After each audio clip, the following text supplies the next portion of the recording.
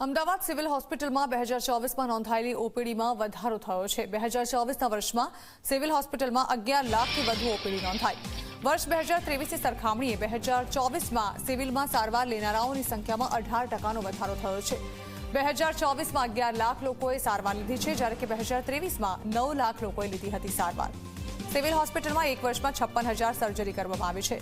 Civil હોસ્પિટલમાં છેલ્લા એક મહિનામાં જ ડેન્ગ્યુના 29 કેસ નોંધાયા છે, તો કમળાના 233 કેસ નોંધાયા। મેલેરિયા તેમજ સાદો તેના 22 કેસ નોંધાયા છે અને વાયરલના 378 કેસ નોંધાયા છે। સિવિલ હોસ્પિટલના 2024ના ડેટાની જો વાત કરીશ તો 11 લાખથી વધારે લોકોએ ઓપીડીની સારવાર લીધી છે। 1 લાખ અને અંદાજિત 5,000 લોકોએ ઇન્ડોર દર્દી તરીકે સારવાર લીધી છે। 56,000થી વધારે સર્જરી થઈ છે। 850થી વધારે ડિલિવરી થઈ છે। એક્સરેની વાત કરશું તો 4 લાખથી વધારે એક્સરે અહીંયા કરવામાં આવ્યા છે। 14,000થી વધારે સીટી સ્કેન અને અંદાજિત 7,000 જેટલા MRI થયા છે। અને બ્લડ ટેસ્ટની વાત કરીશ તો 30 લાખથી વધારે બ્લડ ટેસ્ટ સિવિલ હોસ્પિટલમાં કરવામાં આવે છે। એટલે કે આ એક હોસ્પિટલની અંદર આપણે જોઈએ તો જે રીતે પેશન્ટનો ધસારો અને ઓપીડીમાં જે આપણે હંમેશા જોતા રહ્યા છે કે અંદાજિત 3500ની એવરેજે દર્દીઓ સારવાર માટે આવતા હોય છે,